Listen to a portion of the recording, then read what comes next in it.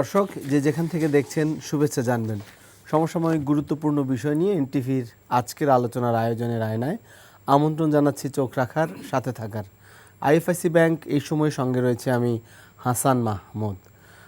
আজকের দিনের সংবাদগুলোর মধ্যে রয়েছে ইরান ইসরায়েল পাল্টাপাল্টি হামলা চলছেই, যুক্তরাষ্ট্রকে বিপজ্জনক পরিণতির হুমকি ইরানের, তেহরানে মার্কিন বোমায় বিশ্ব নেতাদের উদ্বেগ, সাবেক নির্বাচন কমিশনার নুরুল হুদা গ্রেফতার, সাজানো নির্বাচন নিয়ে হাসিনা ও সাবেক 3 কমিশনারের বিরুদ্ধে বিএনপির মামলা, শাপলা প্রতীক নিয়ে জনগণের কাছে যেতে চায় এনসিপি, নিবন্ধন পেতে নির্বাচন কমিশনে আবেদন, নিবন্ধন পরীক্ষায় উত্তীর্ণ দেখানোর দাবিতে শিক্ষকদের বিক্ষোভে পুলিশের জলকামান, আহত 30। দর্শক, এছাড়াও আরও বেশ কিছু সংবাদ বিভিন্ন গণমাধ্যমে স্থান পেয়েছে, যদিও বিশেষ করে ইরান ইসরায়েলের যুদ্ধই বেশ কিছুদিন ধরেই আলোচনায় রয়েছে। পাশাপাশি দেশের রাজনীতিতে যদি বলা হয় তাহলে সংস্কারের যে ইস্যু রয়েছে, বিশেষ করে জাতীয় ঐকমত্য কমিশনের সাথে রাজনৈতিক দলগুলোর সংস্কারের সেই ধারাবাহিক বৈঠক আজও ছিল এবং এটি চলছে, এবং বিভিন্ন বিষয়ে দলগুলো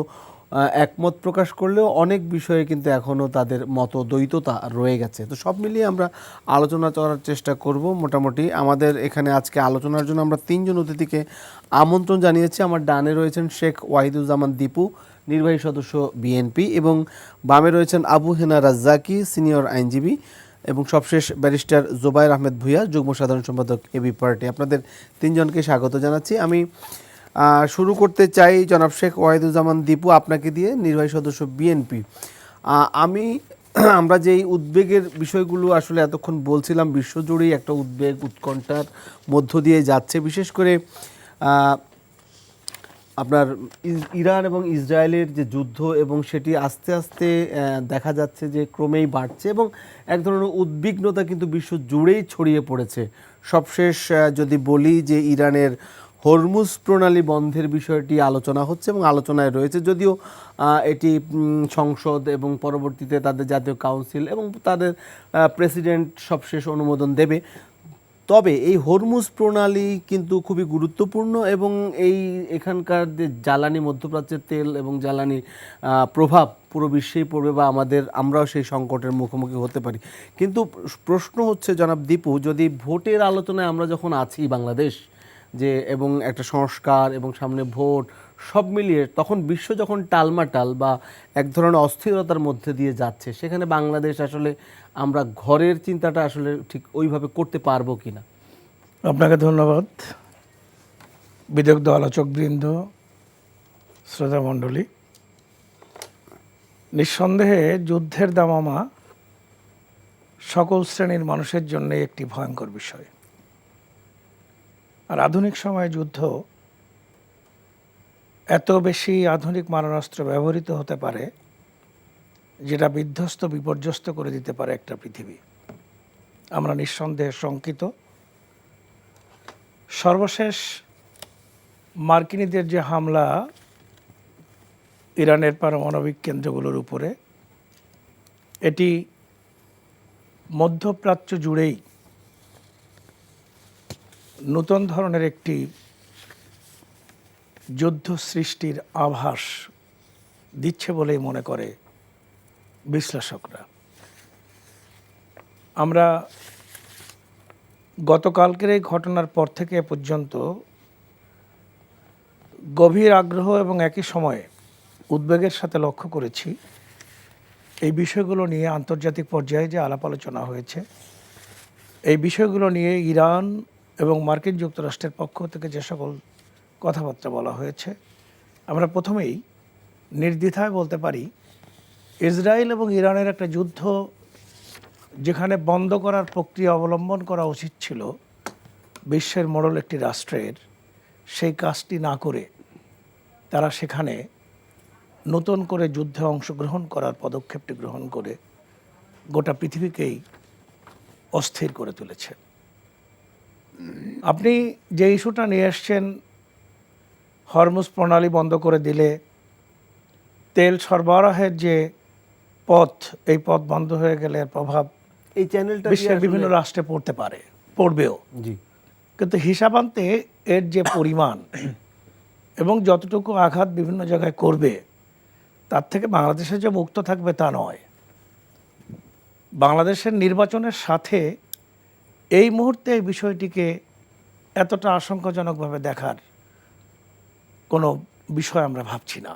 আমরা মনে করি না বাংলাদেশ একটা ভিন্ন রাষ্ট্র, যে রাষ্ট্রটা আন্তর্জাতিক বিশ্বের এই জাতীয় যুদ্ধের কোনো ক্ষেত্রও নয়, কোনো অংশও নয়। কিন্তু প্রভাব বাংলাদেশ এর প্রভাবটা যেভাবে আসতে পারে সেটি এখনও ভাবনার মতো, উদ্বেগ সৃষ্টি করার মতো কোনো অবস্থা সৃষ্টি করছে বলে আমি মনে করছি না। আমাদের দেশে সংস্কার বিষয়ক যে আলোচনা হচ্ছে এটি একটি ভিন্ন প্রক্রিয়া। ওই যুদ্ধের সাথে, মহড়ার সাথে এর কোনো সম্পর্ক নাই।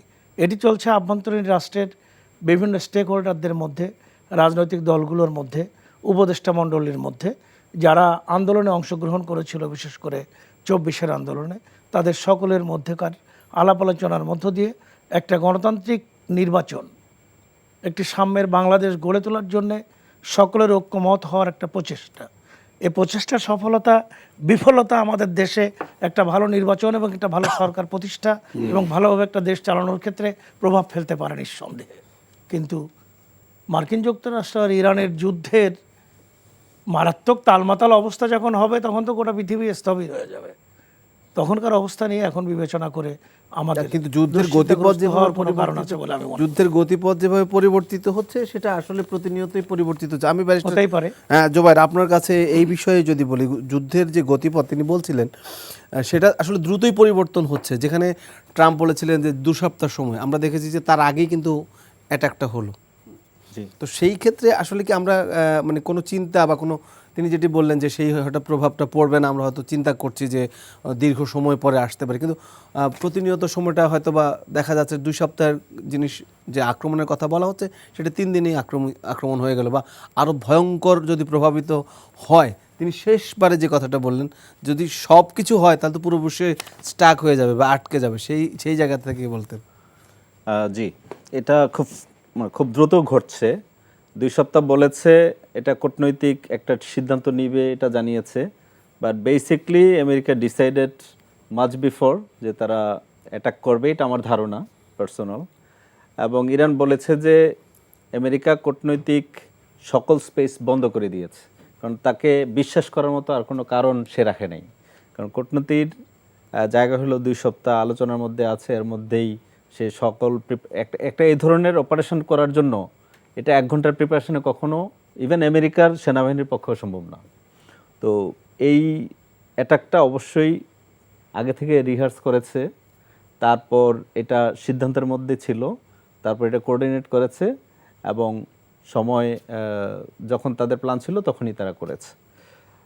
এখন এটা সফল অভিযান ছিল কিনা এটা নিয়ে অনেক কোশ্চেন আছে, সেটা এটা আলাদা বিষয়। আপনি যেটা বলেছেন যে বাংলাদেশে এটার ইম্প্যাক্ট কি হবে, দেখেন বাংলাদেশের আমাদের অর্থনীতিতে আমাদের যে এক ধরনের পরিবর্তন বা অস্থিরতা তৈরি হবেই। আমাদের যে ইকোনমিক ইন্টারেস্ট আছে মিডল ইস্টে, সেগুলো আসলে ইরানের সাথে খুব বেশি নাই।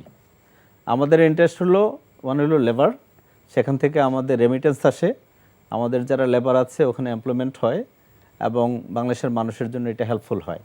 এখন এই লেবার কোথায় থাকে? আপনার ম্যাক্সিমাম সৌদি আরব, ইউএইতে আছে, আর হলো আপনার কুয়েত, মধ্যপ্রাচ্যের অনেক, ইয়েমেনে নাই, আপনার ওমানে আছে, কাতার, ওমান, মাস্কাটে তো মাস্কাটে কিছু আছে, খুব বেশি আপনার ইরানে নাই। ইরানে যারা আছে কিছু পড়াশোনার জন্য আছে, আর ব্যবসা বাণিজ্যের জন্য কেউ কেউ আমেরিকাতেও আছে। ওখানে আমাদের ইম্প্যাক্ট যেটা হইতে পারে, আমাদের তেলের দাম কিছুটা বাড়তে পারে, কিন্তু যেহেতু এটা পুরো ওয়েল ট্রান্সপোর্ট সিস্টেমের মধ্যে না, ধরেন 25%, আদার যে আমাদের গুডস আছে, সেই গুডসগুলোর ধরেন 25%-এর মতো, যেটা ইউরোপের জন্য বেশি ইম্পর্টেন্ট, যেগুলো মিডল ইস্ট থেকে ইউরোপে যায়, সেই রুটটা হলো আপনার ওয়েল হয়তো এশিয়ার দিকে আমরা চলে আসবে, কিন্তু ইউরোপের জন্য এটা বাধাগ্রস্ত করবে। ইউরোপ যেখান থেকে ট্যাঙ্কার নিয়ে যায় সেখানে বাধা আসবে। কিন্তু আমাদের সহ আলোচক যেটা বললেন আর কি, বাংলাদেশে এটা সরাসরি ইম্প্যাক্ট এখনই হবে না, তখন হবে যদি পার্শ্ববর্তী রাষ্ট্র যারা আছে যেমন সৌদি আরব, টার্কি, এরা যদি পাজেলড হয়ে যায় এবং তাদেরকে যদি যুদ্ধে জড়িয়ে পড়ে, তখন আমাদের ইম্প্যাক্ট হবে এবং সেই ইম্প্যাক্ট বাংলাদেশ পর্যন্ত আসতে পারে। এখন এইটাতে যদি চায়না জড়িয়ে যায়, এটাতে যদি পাকিস্তান জড়িয়ে যায়, এটাতে আমাদেরও একটা ইনভলভমেন্ট হয়তো চলে আসবে। আমরা বাধ্য হয়েও জড়াইতে পারি, আবার কোনোভাবে জড়াতে পারি। এটা অনেক রিমোট, এখন পর্যন্ত আলোচনার মধ্যে এটা আমার মনে হয় এটা খুব সাম্প্রতিক জিনিস। বাট ফাইন্যান্সিয়াল ইকোনমিক ইম্প্যাক্ট থাকবে, এবং আমাদের নির্বাচনে এটা ভূমিকা রাখবে না, কিন্তু আমাদের অর্থনীতির কাঠামোতে ভূমিকা রাখবে। তো এক্ষেত্রে আমাদের সরকার কত স্মার্টলি এটাকে হ্যান্ডেল করতে পারে, তার নিজের যে অবস্থান এটা কত স্মার্টলি নিরাপদ রাখতে পারে, এটার উপর নির্ভর করবে আমাদের এঙ্গেজমেন্টটা কোন অ্যালায়েন্সের সাথে কিভাবে আমরা ডিল করব, চায়নার সাথে কিভাবে ডিল করব, রাশিয়ার সাথে কিভাবে করব, ইউএসের সাথে কিভাবে করব, সো মিডল ইস্টের সাথে কিভাবে ডিল করব। তো এটা সরকার তার স্ট্র্যাটেজিক জিনিসগুলো কত স্মার্টলি হ্যান্ডেল করবে, এটার উপর আমাদের ফাইন্যান্স, ইকোনমি এবং আমাদের ইন্টারন্যাশনাল পলিটিক্সে বাংলাদেশের অবস্থানটা নির্ভর করবে। বাট লোকাল আমাদের যে এমপি ইলেকশন, জাতীয় সংসদ ইলেকশন, এটাতে খুব বড় ধরনের ইম্প্যাক্ট হবে বলে আমরা মনে করি না। জনাব আবু হেনা রাজ্জাকি, আপনার কাছে কি মনে হয়? মানে আমি আর বাড়ালাম না আপনার মন্তব্যটা, যে আমরা অন্য আলোচনায় চলে যাব। আপনি যদি থার্ড ল অফ নিউটন ধরেন, every action has an equal and opposite reaction. আপনার প্রতিটা কর্মেরই তো একটা রিয়াকশন হয়। দেশে বালা আসলে পীরের গায়ে লাগে, একটা কথা আছে। তা আপনি যদি মনে করেন যে আমেরিকা আঘাত করলো ইরানকে, কোন পটভূমিতে সেটা আলোচনার কোনো বিষয় না, সবাই জানে। কিন্তু তার আগে আমেরিকা ইরানে কি হইল? টার্গেটেড কিছু লোকরে হত্যা করলো। মানে এটা কেন ছিল? তার মানে এটা লাগানোর একটা পরিকল্পনা। বাট আমেরিকা অ্যাটাক করে যেটা কনফার্ম করলো যে I am A trusted friend two Israel, or Israel is my trusted friend. কিন্তু ইরানের বন্ধুরা কিন্তু এখন পর্যন্ত পরীক্ষিত হয় নাই। ইরান একাই লড়ছে এখনো পর্যন্ত ইরান লড়ছে একা। মানে এটা খুব প্রয়োজন যে আজকে আমি একটা ছক দেখলাম যে ইসরায়েল এবং ইরান যদি লেগে যায়, কারা কারা, তাতে একদিকে দেখলাম আমেরিকার সাথে জার্মান টার্মান মিলিয়ে ওয়েস্টার্ন ব্লক এবং ভারত পর্যন্ত আসছে, আরেকদিকে চায়না, রাশিয়া, উত্তর কোরিয়া ইত্যাদি ইত্যাদি আসছে। এখন আপনি যদি সমর্থনটাকে এইরকম মনে করেন যে আমরা সমর্থন করি, যেমন বাংলাদেশ সরকারকে সমর্থন করতেছে সব রাজনৈতিক দল, কিন্তু অ্যাকশনে নাই। এখন পাকিস্তান সমর্থন করতেছে, তো চায়না সমর্থন করতেছে, তো রাশিয়া সমর্থন করতেছে ইরান, কাগজে কলমে পাল্টা কোনো অ্যাকশন তো হয় নাই। সুতরাং আপনাকে বিষয়টা বুঝতে হবে যে আমাদের দেশের রাজনীতিবিদরাও কিন্তু ইউনূস সরকারকে সহযোগিতা করতেছে, এবং এই দলগুলো গত 12 বছর কিন্তু আওয়ামী লীগের বিরোধিতা করছে তাদের বক্তব্যে। কিন্তু আওয়ামী লীগ কিন্তু 15 বছর ক্ষমতায় ছিল, বিরোধিতা করা সত্ত্বেও। আর সহযোগিতা করতেছে তা ইউনূস সাহেব 11 মাসে টালমাটাল। কাজে আপনাকে বুঝতে হবে কোনটা কোন পদের সহযোগিতা। এখন যদি ইরান বা পাকিস্তান বলেন, সিরিয়া উত্তর কোরিয়া, তো চায়না, রাশিয়া যদি আমার রাজনৈতিক দলের মতো যেভাবে ইউনূসকে সহযোগিতা করে ওইভাবে ইরানের সহযোগিতা করে, তাহলে ইরান রসাতলে যাবে। আর যদি সহযোগিতাটা ইসরায়েল যেভাবে আমেরিকা করছে সেইভাবে যদি করতে যায়, তাহলে মোটামুটি তৃতীয় বিশ্বযুদ্ধ হবে। তো এখন প্রশ্ন হচ্ছে যে তোমার কাছে অ্যাটম থাকবে কেন? আপনি মিডল ইস্টটা টোটালটা কিন্তু সারা বিশ্বের মধ্যে মিডল ইস্ট কিন্তু খুব সমৃদ্ধ অঞ্চল। এটাতে ইউরেনিয়াম বলেন, তেল বলেন, সোনা বলেন, যা কিছু বলেন, এটা সবার নজর এই দিকে, মূল্যবান যা বলা। তাই না তো আপনি নিউক্লিয়ার উইপন বানাবেন, তার সম্পদ আছে। সুতরাং পৃথিবীটা একটা লুটের আড্ডা। আপনি যদি বাংলাদেশের মাস্তানদের নাম, আমি বলতেছি না, যারা বাংলাদেশের নামি মাস্তান আছে, কেউ জেলে আছে, কেউ জেলের বাইরে, বললে তারা বিখ্যাত হয়, নাম বললাম না। তো এই আমেরিকা বলেন, চায়না বলেন, তারা বিশ্বের এই ধরনের কিছু ত্রাস মাস্তান, পৃথিবীতে আননেসারি লড়াই কিছু করে না। সুতরাং এটা যদি ব্যাপক আকার ধারণ করে, তাহলে আমি কোন দিকে যাব? বিকজ আমরা যে প্ল্যানটা করছি, আমার প্রতিবেশী দেশ সে কিন্তু ইরান বিরোধী সিরিজে আছেন, আমেরিকা সেখানে আছেন। তো এখন আমার কাছে মনে হয় এই সমস্ত ইস্যুতে বাংলাদেশের জাস্ট চুপ করে থাকা ছাড়া আর কোনো ইস্যু নাই। আপনি আননেসারি কথা বলেন, আপনার কোনো রোল নাই তো বিশ্বে। যেহেতু বিশ্বে আপনার কোনো রোল নাই, আপনি কিভাবে সেফ সাইডে থাকবেন সেটা চিন্তা করতে হবে। জি, পাশাপাশি আমরা প্রভাবিত হব। প্রভাবিত নেচার, বললামই তো, দেশে বালা আসলে পীরের গায়ে লাগে।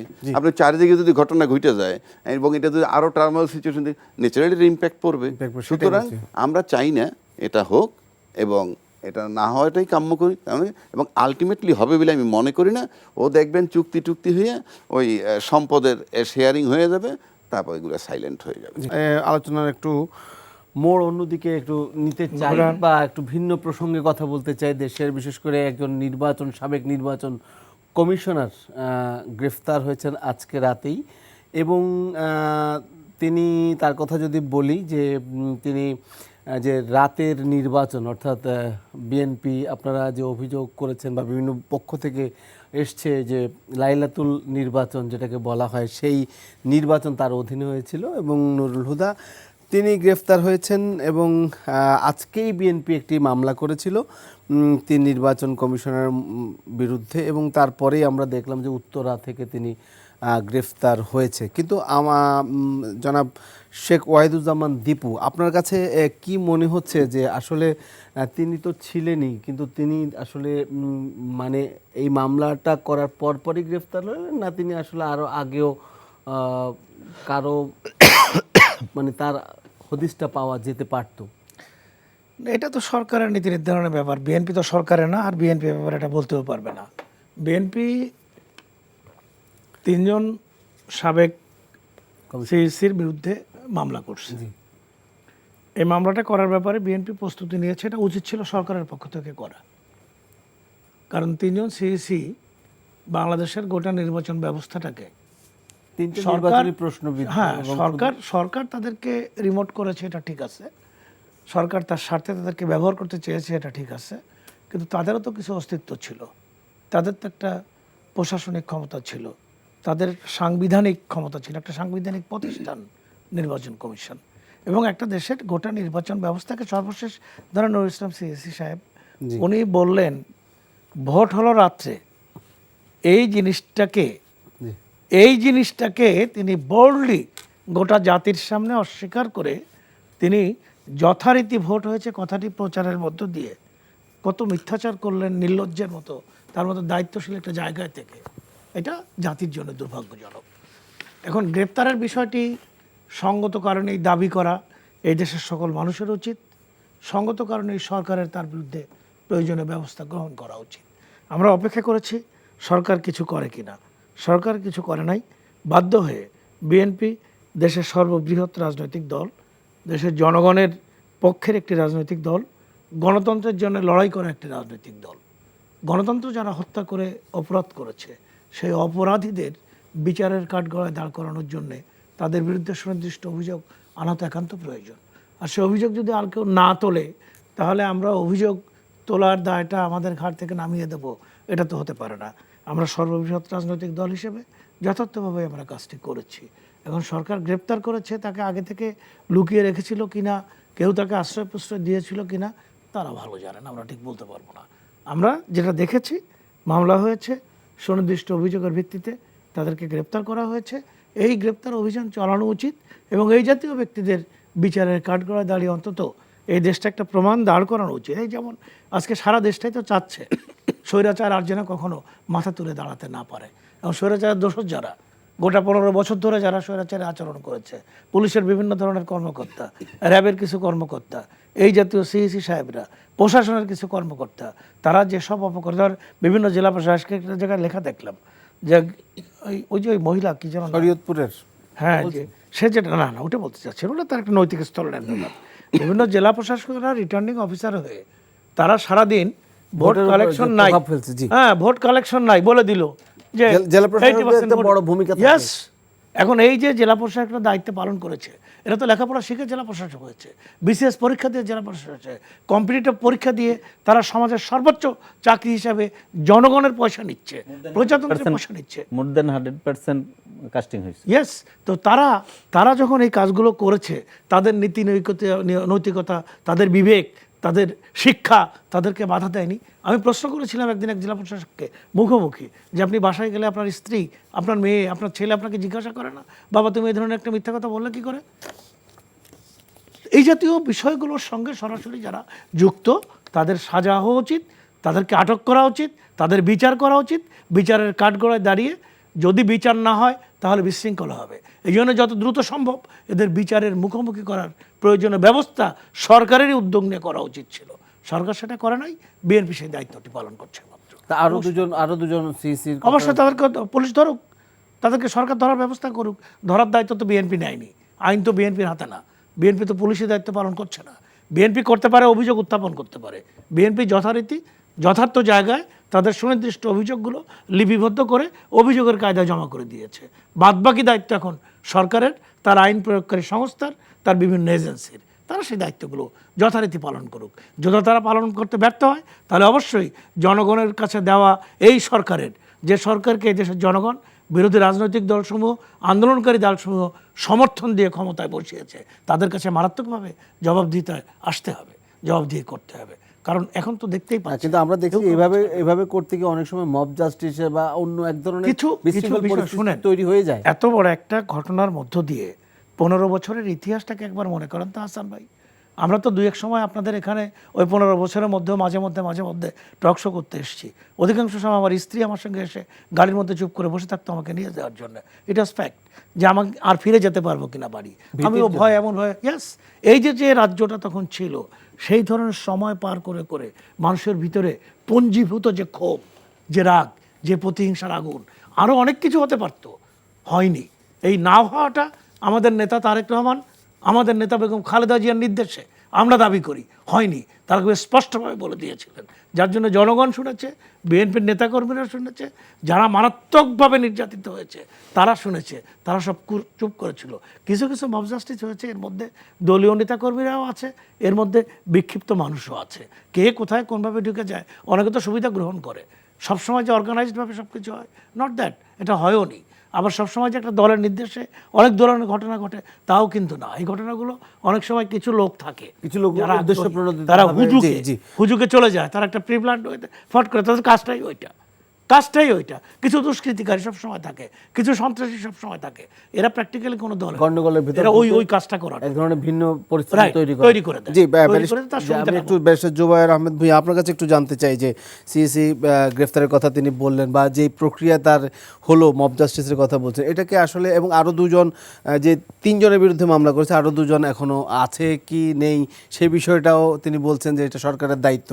মানে এরা আসলে মানে এই 3 জন প্রধান নির্বাচন কমিশনারের বিরুদ্ধে তো গুরুতর অভিযোগ রয়েছে, এবং আপনারাও বলেছেন রাতের নির্বাচন, ডামি নির্বাচন, সব মিলিয়ে মানে আপনি কি বলবেন যে আসলে এটা আসলে অভিযোগ না, এগুলো একদম প্রমাণিত বিষয়। দেশের সব মানুষ যখন জানে, এটাকে আপনি অভিযোগ বলতে পারেন না, এটা এস্টাবলিশ জিনিস, প্রত্যেকের চোখের সামনে এগুলো ঘটছে। এখন যেটা হয়েছে, বিএনপি আমার মনে হয় এই এত মাস পর, এই অভ্যুত্থানের পরে এই প্রথম রাইটলি পলিটিক্স করতেছে। এই যে মামলাটা করেছে, this is right politics. BNP চুপ্প থেকে শুরু করে এই পর্যন্ত যে পলিটিক্সগুলো করছে, এগুলো রাইট পলিটিক্স ছিল না, এগুলো মানুষ পছন্দ করে নাই। এই যে সিসির বিরুদ্ধে একটা মামলা করেছে, এটা মানুষ পছন্দ করেছে, কারণ বিএনপিকে মানুষ এভাবে দেখতে চায়। সরকারেরও এখানে ব্যর্থতা আছে।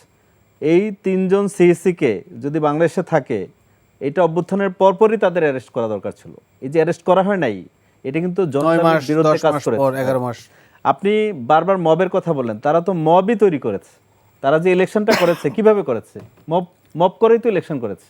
আপনি এখন এসে সুশীল হয়ে যাবেন, মানুষের যে ভেঞ্জিয়েন্স আছে, তার যে রেট্রিবিউটিভ আকাঙ্ক্ষা আছে, এটার একদম কিছুই যদি করতে না দেন, তখন মানুষ হাতে তুলে নেয়।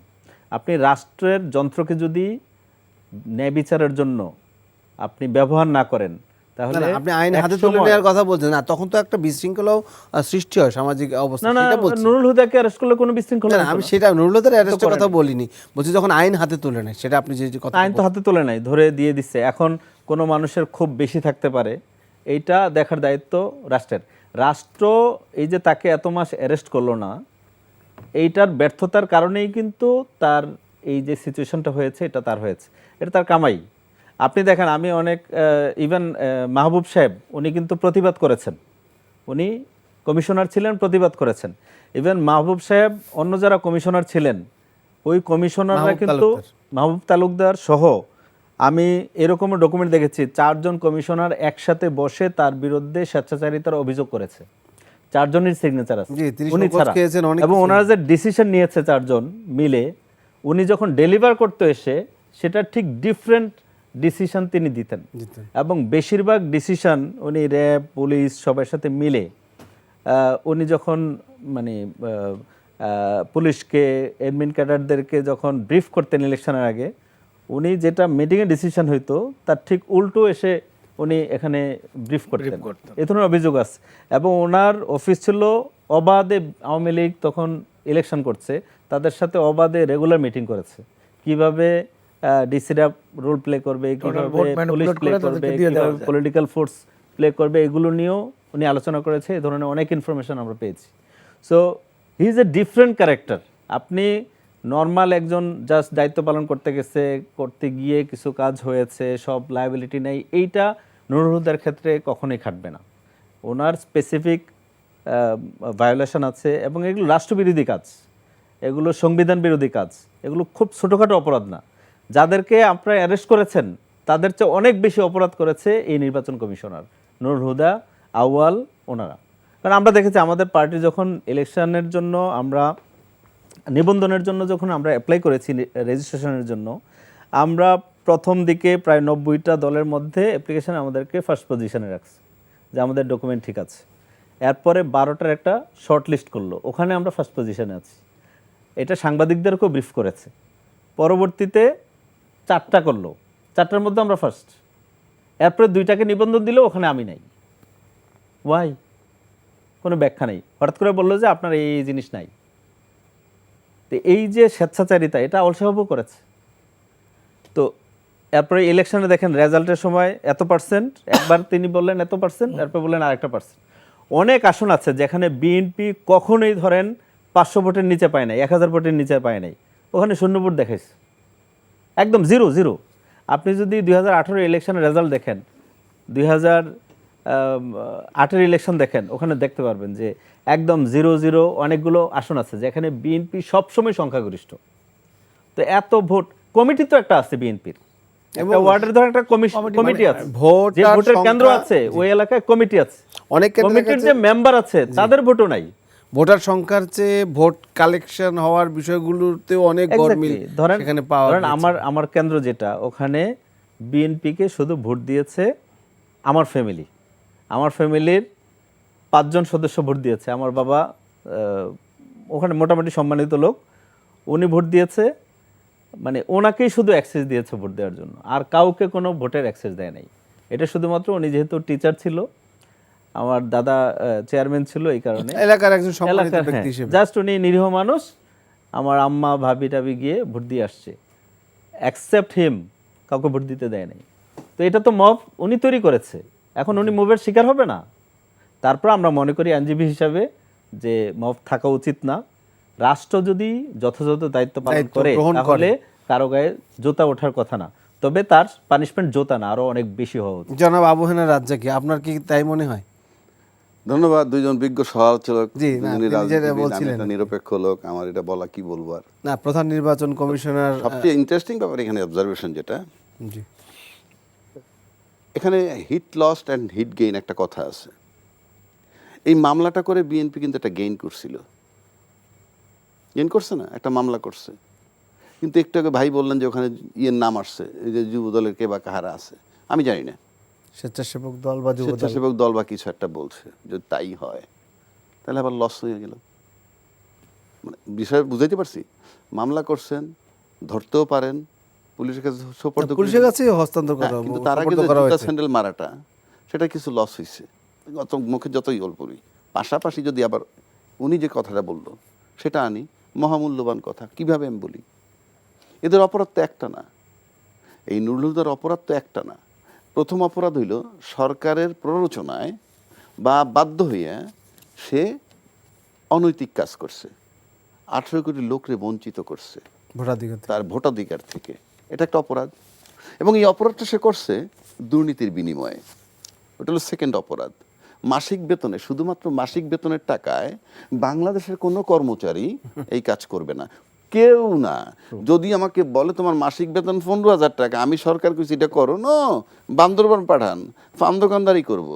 তাহলে অপরাধ তো দুইটা, 18 কোটি লোকেরে বঞ্চিত করছেন, তারপরে আবার আপনি নিজে দুর্নীতি করে অনৈতিক সুবিধা নিচ্ছে। অনৈতিক সুবিধা নিছেন। তারপর রাষ্ট্রীয় অর্থ, দুর্নীতি মানি তো রাষ্ট্রীয় অর্থ নিচ্ছে, অর্থ যে হারে অপচয় করছে, যে হারে ওদেরকে টাকা রাষ্ট্রীয় দিচ্ছে, অর্থই তো নিচ্ছে, দুর্নীতির সাথে তো এটা সম্পৃক্ত। তো অপরাধ হলো দুইটা।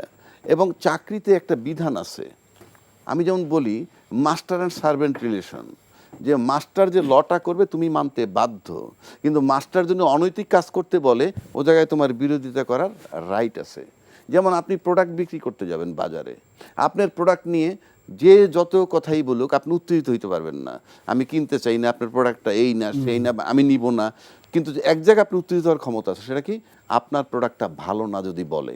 কেননা আপনি তো ব্যবহার করেন না, আপনি ভালো না বললেন কিভাবে? এই এক জায়গায় রাগ করার আছে। চাকরিজীবী যারা, তারও এক জায়গায় বিদ্রোহ করার রাইট আছে, যে আমি ওই অনৈতিক কাজ করতে পারবো না। বলে পাখি মারা, সংক্ষেপে বলে আজকে দুটো পাখি মারতে হবে, মানে দুটো ক্রস ফায়ার দিতে হবে, এটা আপনি অনৈতিক অর্ডার, আপনি এটা না মানতে পারেন, প্রয়োজন আপনি চাকরি ছেড়ে দিবেন যদি আপনি বিবেকবান হন। কিন্তু যখনই আপনার কাছে অফার আসে দুটো পাখি মারার বিনিময়ে 20 লাখ টাকা তুমি পেয়ে যাবা, তখন কিন্তু তার মানে কি, তখন এটা রাষ্ট্রের দোষ না, আপনি ব্যক্তি লোভী, নৈতিক স্খলন। হ্যাঁ, নৈতিক স্খলন, রাষ্ট্র দুয়ে মিলে। এখন বলতে পারেন যে ভাই বলল এমন একটা টার্মোয়াল সিচুয়েশনে এই কিছু হতে পারে, তো তাই হয়, আমি একমত। এরকম টার্মোয়াল, আমি নৈতিকভাবে বলতে পারি না তোমার হাতে আইন তুলে নাও, কিন্তু ভাই কিন্তু বলছে আমাদের দেশে টার্মোয়াল সিচুয়েশন চলে, তাতে এরকম একটা ঘটনা ঘটতে পারে। মানুষের ক্ষোভ, উনি যেটা বলছেন যে মানুষের পুঞ্জীভূত ক্ষোভের একটা প্রাথমিক প্রকাশ। আমি সেটাকেই বলতেছি, পুঞ্জীভূত ক্ষোভ যদি ধরেন, তাহলে আপনাকে বুঝতে হবে যে একটা দেশে যখন সরকারের অর্ধেক থাকে আওয়ামী লীগের রাষ্ট্রপতি, আর অর্ধেক থাকে সরকার আওয়ামী লীগ বিরোধী, সেই শিবিরে বৈশা যখন মানুষ কম্পেয়ার করে যে শাহাবুদ্দিন সাহেব আসিল, লতিফুর রহমান আসিল, তারা তো খুব আরামে নির্বাচন দিয়ে গেছেন, উনি দিচ্ছেন না কেন? টোটাল দেশের সবাইকে বিবেচনায় নিতে হবে যে লতিফুর রহমানরা, শাহাবুদ্দিন সাহেবরা শান্তিপূর্ণভাবে তাদের কাছে ক্ষমতা হস্তান্তর করছে।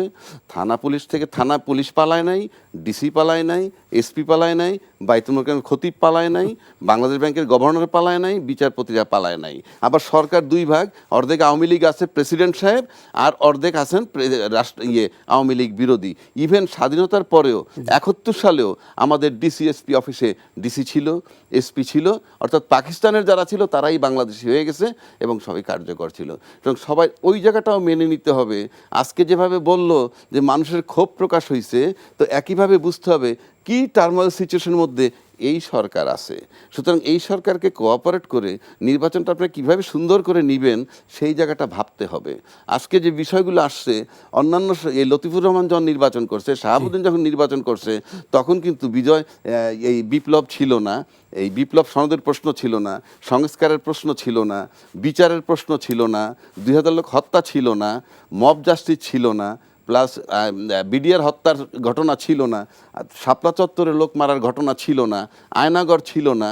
এই সব কিছু বিবেচনায় নিয়ে আমার কাছে মনে হয় সব দলের, রাজনৈতিক দল ঐক্যমত্যের ভিত্তিতে কিভাবে নির্বাচনটা নেবে সেই চিন্তা করা উচিত। কেননা আপনি রাজনৈতিক ঐক্যমত এমন একটা জিনিস, রাজনৈতিক ঐক্যমত যদি না হয়, না হওয়ার কারণে কিন্তু হাসিনাকে ছেড়ে যেতে হয়েছে, না হওয়ার কারণে কিন্তু এরশাদের মার্শাল্লাহ আসছে। আমি বলতেছি, কারণ এখানে মার্শাল্লাহ যখন আসছে তার আগে তো রাজনৈতিক সরকারই ছিল, রাজনৈতিক মহাযোগ্যতার কারণেই তো এরশাদ সাহেব আসছে। তারপর যখন 111 আসলো, সেটাও তো রাজনৈতিক ব্যক্তিদের মহাযোগ্যতার কারণে আসছে। আবার এরা কি হাসতে হাসতে এমনি আসছে? আপনার রাজনৈতিক ব্যক্তিত্ব মানেই যে বিরাট কিছু তা নয়। রাজনৈতিক নেতাদের এক ধরনের তাদের ব্যর্থতার কারণে, ব্যর্থতা এবং ভালো ব্যর্থতা না আসে কেমনে? আপনি যদি এত স্ট্রং হন রাজনীতিবিদ হিসাবে, আপনি যদি ছিদ্র না দেন, আপনি ঢুকবে কিভাবে? সুতরাং আপনাকে বিবেচনায় নিতে হবে যে এই 24 জুলাইয়ের যে ঘটনা ঘটছে, এই দেশের সন্তান মারা গেছে, বিএনপির সন্তান মারা গেছে, এটা যদি টাচ না করবো, বিচার যদি না করা যায়, তাহলে আমি মনে করি, সুযোগ যদি না পায়, আমি মনে করি দেশের দেশপ্রেমিক নাই।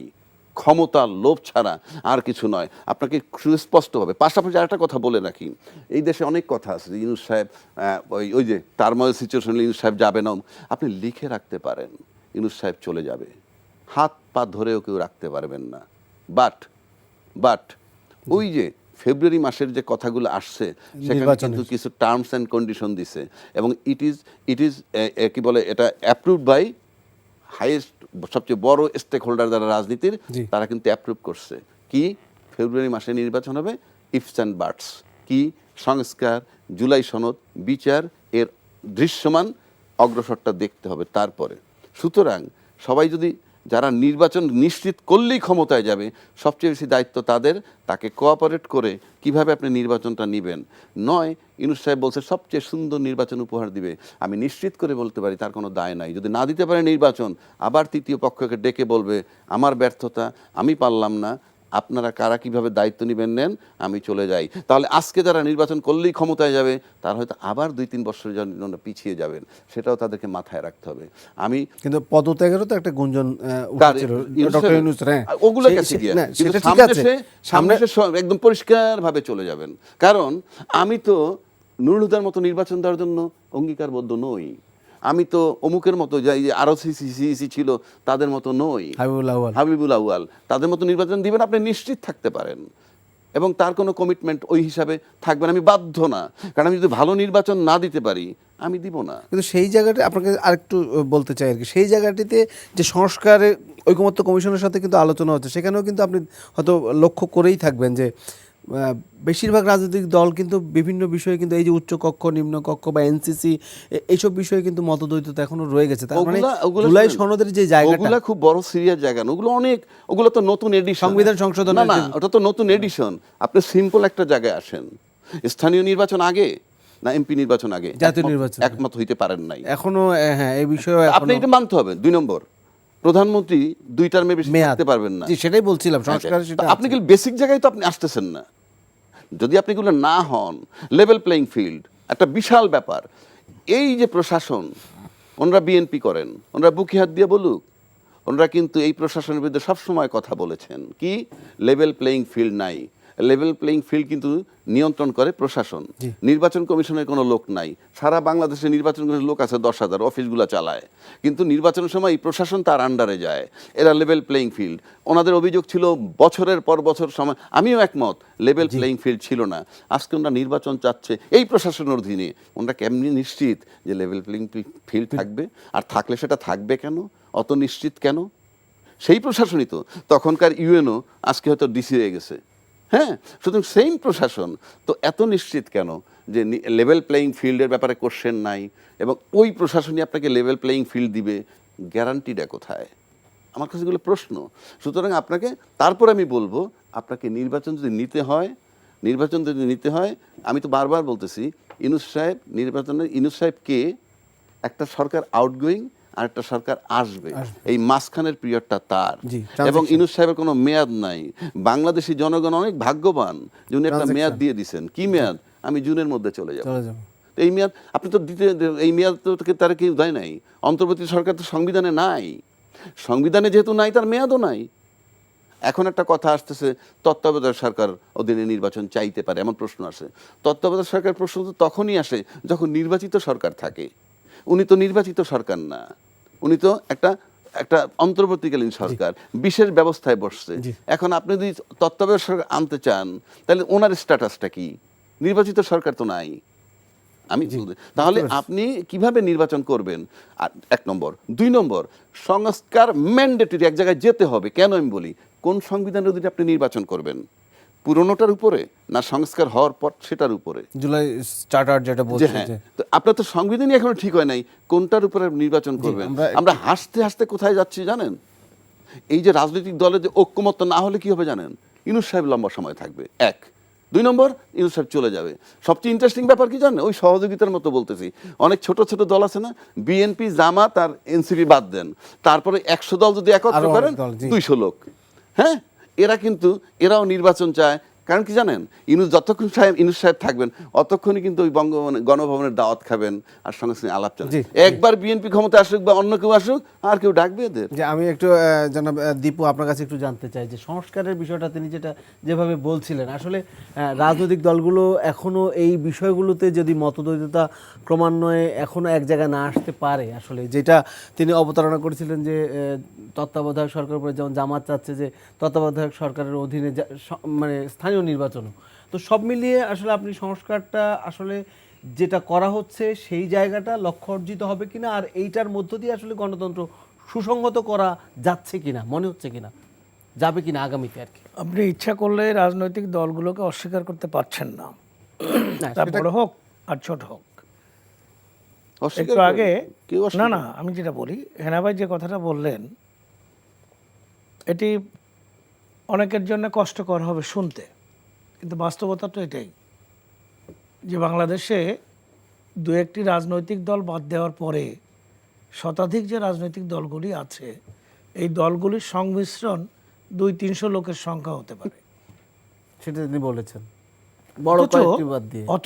আলোচনায় অংশ নিচ্ছে। অথচ জাতীয় ঐক্যমত্যের আলোচনা সবাই যখন কথা হচ্ছে, তখন ওই যে আমাদের দেশি কথা আছে না, টাকা সিকি আধুলি, জি, সিকিও যে ওজন থেকে কথা বলতেছে, আধুলিও তাই, টাকাও তাই, ডলারও তাই। ফলে প্রত্যেকের এক একটা ভিন্ন ভিন্ন এজেন্ডা নিয়ে কথা বলছেন তারা। নির্বাচন হওয়া এবং না হওয়াতে কিছু মানুষের লাভ আছে, গণতন্ত্র চাচ্ছি কিন্তু নির্বাচন হোক, দরকার নাই। কেন দরকার নাই? সহজ পরিষ্কার। এই যে এখন যারা একটু আগে যেটা প্রশাসন নিয়ে কথা হচ্ছিল, অনেক নেতা অনেক দলের, টোটাল ওই সমস্ত দলের যত নেতা আছে বাংলাদেশে, সবাইকে বাংলাদেশের যে কোনো একটা নির্বাচনী এলাকায় ছেড়ে দেবেন যে তোমরা সব ওই এলাকায় ভোট দিবা, ওইখানে বিএনপি দাঁড়াবে আর তাদের প্রার্থী দাঁড়াবে, তারপরেও তারা হবে না।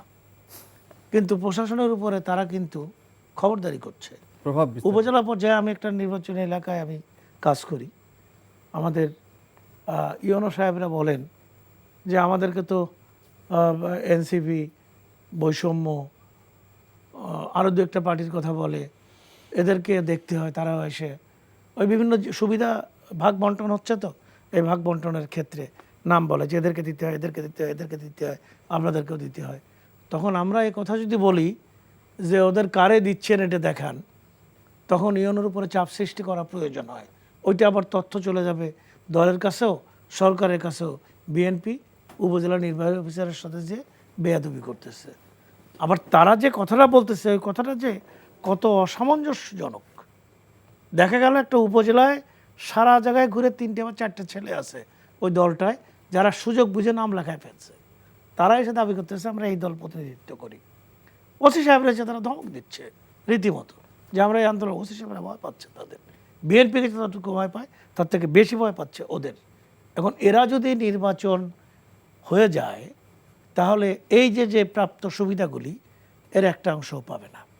ফলে বুঝে হোক আর না বুঝে হোক বিভিন্ন ইস্যুতে দ্বিমত তৈরি করার একটা সুযোগ তারা গ্রহণ করতেছে। মানে আজকে যেমন যেটা আপনি বললেন, নির্বাচন যদি হয়ে যায়, হ্যাঁ, এই সুবিধাটা তারা পাবে না। তার মানে ওরা তখন বাদ হয়ে যাবে। ও বাদ না, কিন্তু সুবিধা শুধু আপনারা যারা নির্বাচিত হবে তারা পাবে। Not that. রাজনৈতিক অবস্থান থেকে একটা জায়গায় প্রশাসনের কাছে যে সুবিধাটা নেওয়ার যে অধিকার থাকে, এই অধিকারটা যদি আপনি সরকার পরিচালনা করছেন না, সরকারে আপনি নাই, আপনার কোনো প্রতিনিধি কোটা দেশে নাই, আপনি যে সরকারের কাছ থেকে একটা সুবিধা আদায় করার যে মোরাল স্ট্রেংথ, এটাই তো আপনার থাকবে না, থাকে না, নিতে পারে না। এটা খুব, আমি যত নীতি কথাই বলি না কেন, সরকারে যারা থাকে তারা বাড়তি কিছু সুবিধা পেয়ে যায়, এটাই উপমহাদেশের রাজনীতির হিসাব নিকাশ। ওইটাই আমি সেটাই বলতে, উঠতে পারবে। তার মানে হচ্ছে নির্বাচন না হলে কি হয়, নির্বাচন না হলে ওই লোকগুলি, নির্বাচন না হলে XYZ 3 জনের সুবিধা নিতেছে কম আর বেশি। আর নির্বাচন হয়ে যাওয়ার পর ধরেন X এর যে দল, তারা গভর্নমেন্ট ফর্ম করলো, তখন YZ বাদ হয়ে যাবে, শুধু তারা উপভোগ করবে। বাদ কতটুকু হবে তারা? যদি এরপর আপনি যে সংস্কারের যে প্রশ্নগুলো আসছেন, এই সংস্কারগুলি যদি হয় তাহলে তাদেরও অন্তর্ভুক্তিটা, তাদেরও অংশগ্রহণের প্রক্রিয়াটা কি হবে এটা তারা কনফার্ম করতে পারে। আমরা হেরে গেলাম, আমরা কতটুকুন পাবো, এই ইস্যুগুলো নিয়ে কিন্তু কথা হচ্ছে না।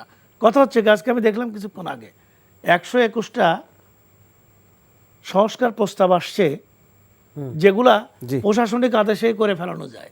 তার মধ্যে যেমন পেট্রোল পাম্পের বাথরুম ল্যাট্রিন সংস্কারের বিষয়বস্তু দেখেন, জাতীয় ঐক্যমত সৃষ্টি করার জন্যে জি, এবং ভাই, সংস্কার করার জন্যে পেট্রোল পাম্পের বাথরুম টয়লেট এগুলো করার জন্য খনিজ সম্পদ মন্ত্রণালয়কে হুকুম দেওয়া হোক, তারা দ্রুত বলে দিক যে এটা করে ফেলেন।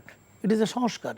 এই যে সংস্কারের প্রস্তাব, এইগুলো কিন্তু এই জাতির নাকের উপরে ঝুলা দেওয়া হয়েছে যে এই সব সংস্কার করতে আমাদের সময়ের পর ইয়ার্স টুগেদার আমাদের লাগবে। করবে কারা? জি। এই যারা যে বসতেছে তারা করবে, তারা প্রস্তাব দেবে, আর তাদের প্রস্তাবে ঐক্যমত হবে না, আর না হওয়ার কারণে বছরের পর বছর এই সংস্কারের বিষয়টি ঝুলে থাকবে, আটকে থাকবে, এবং এক পর্যায়ে আপনি যে অ্যাপ্রিহেনশন আপনার জি জায়দার ইনুস সাহেব লম্বা সময় শাসন করবে, No, no, চলে অথবা যাবে। ইনুস সাহেব ফেল আমি করে একবার হাঁটা বলি, দিবে, উনি এই দুটোর জুনে একটা হবে, এর যে কোনো একটা দিকে যাবে। উনি নির্বাচন দিয়ে যাবেন, একটা নয়তো জিনিস না আছে। দিয়ে এই যাবেন। জন্য আমার মনে হয় উনি যাবেন।